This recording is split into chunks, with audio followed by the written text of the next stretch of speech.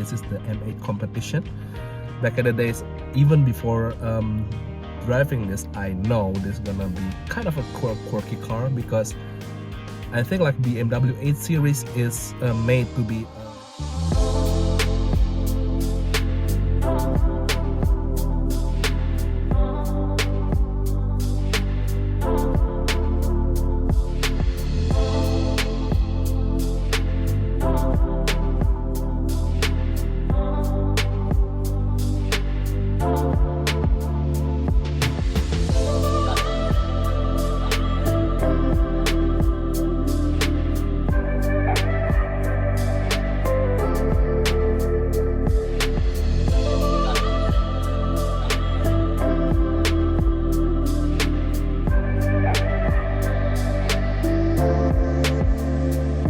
Hello, good day. Welcome back to Berlin. Now I'm back at my hometown, and we're gonna talk about the driving dynamic of M8 competition.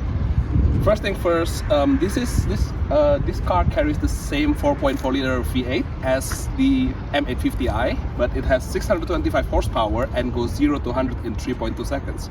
It's all nice and good, but it's at the end of the day, it's only numbers. But what makes it different from M850i is that this car is slightly lower and it's slightly wider.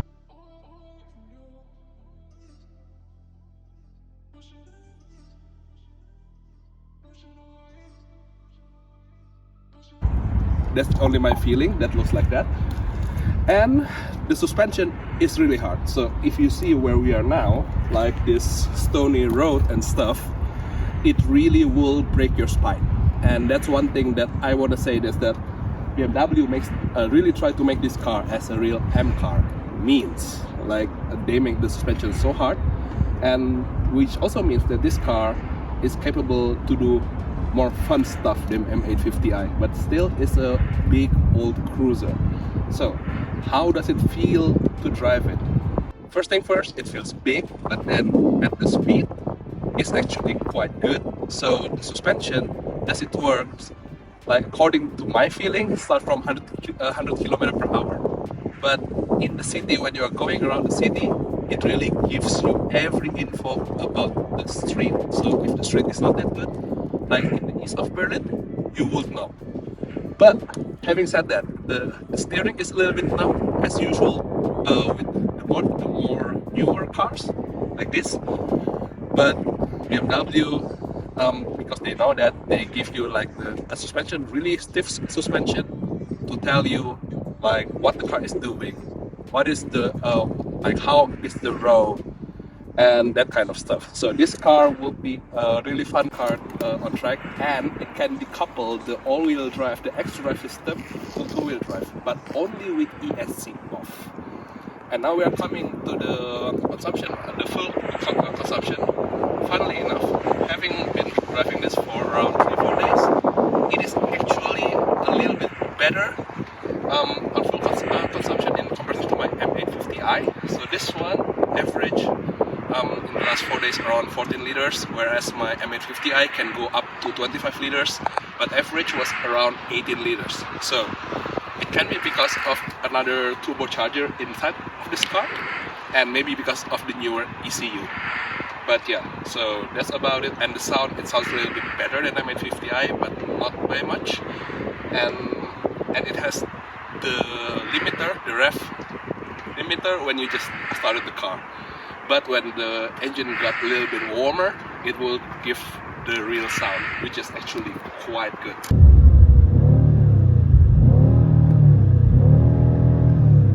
Okay, that's limiter.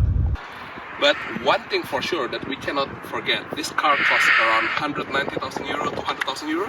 We're gonna talk about all of the options that we can get in the new section live in the studio. So we're gonna take a look at the BMW configuration, and we're gonna see the price. But so this car is competing against Bentley GT, McLaren GT, and if you want to stretch the budget a bit, also like kind of like Ferrari Roma, and also like Mercedes S63 AMG. But one thing for sure, this car is less comfortable than Bentley GT. It doesn't have the mid-engine configuration like McLaren GT, and it just gives a new option in in the segment, so it can be a little bit more relaxing. So it has the German tech, and it's not that intimidating on the street like McLaren or Ferrari. So that's the kind of the sweet spot that BMW want to hit.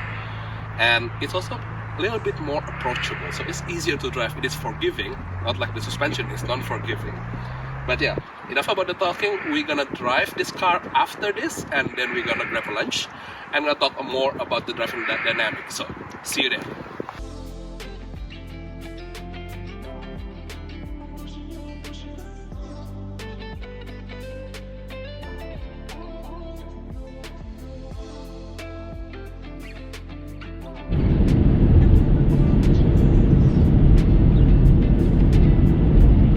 We are on board in M8 competition, and we are driving in the city. So this city drive is always one part of the testing of the car. And this car, M8 competition in Berlin with this road condition, is not a comfortable car, but it has enough power. And to be fair, the difference between M850i and this one, 530 and 630, if you're looking at the numbers, you should be able to feel it. But I need to be fair and says this is a little bit faster. But if you haven't driven the M850i and you just drive this one, you will, like, if you're not experienced, you will say just it's fast. So it is actually theoretically faster than RS6, but you don't really feel it. Like, both of them are ballistic. That's how I can describe this car. And if you decide for M850i, actually you don't miss a thing. I just think, like, for me, the optic of this car is really nice. I really like it. If I can get one, I will get M850i in the optic of M8. Well, I know I can just buy the M Performance parts for M8 and put it on M850i. I got it.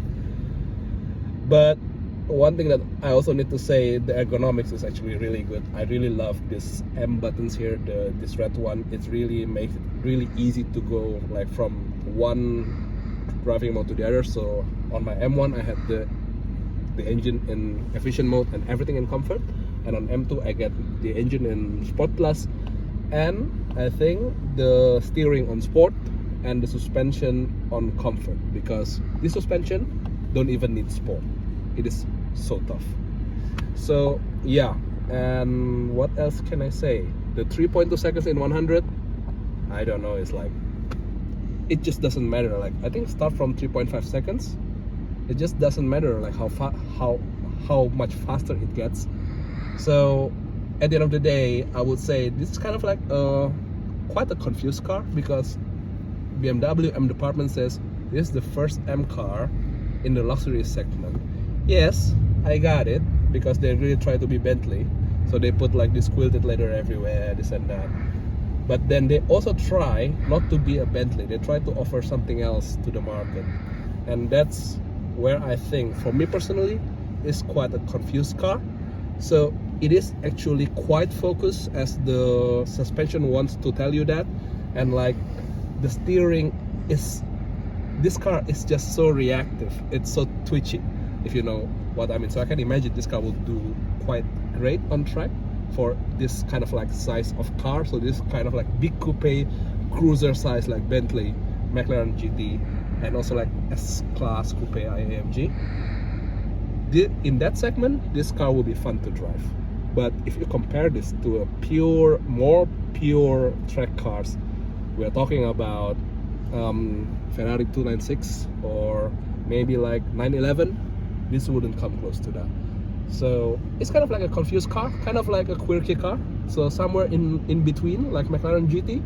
It's like a McLaren GT with German engineering and German electronics, means it will start every day, right?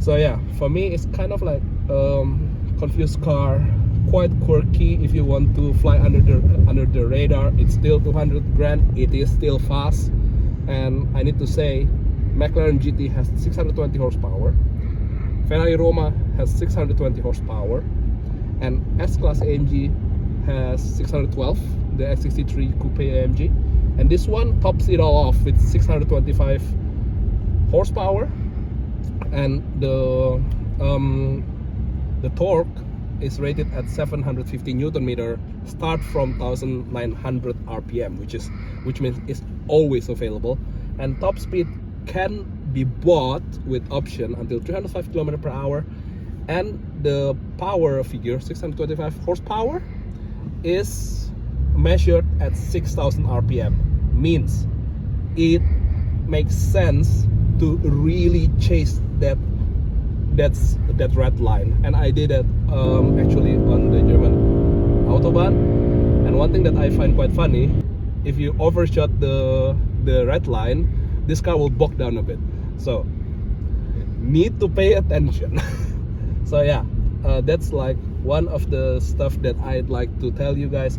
So this car sits actually, when they're talking about the figures, it sits on top of its competitors, but then I think it's more about the feeling. And start from 200,000 euro, it's all about the feeling, which car you buy and this and that, because there are a lot of options right there. And I also strongly believe you cannot compare this to McLaren GT, because it's a mid-engine Grand Tourer from McLaren. So that car will drive spectacularly. But then again, M8 competition is very forgiving. I mean, really forgiving. Like the whole driving aid will just catch you when you kind of like mess it up. And I think that makes this car more accessible than any other competitors. We are talking about McLaren GT or Ferrari Roma, or maybe we can also throw Aston Martin Vantage F1 edition to that. But yeah, but that's actually one of the plus point when you get this car. Alright, on the next segment we're gonna talk about the conclusion for this car, and we're gonna eat something. So see you there.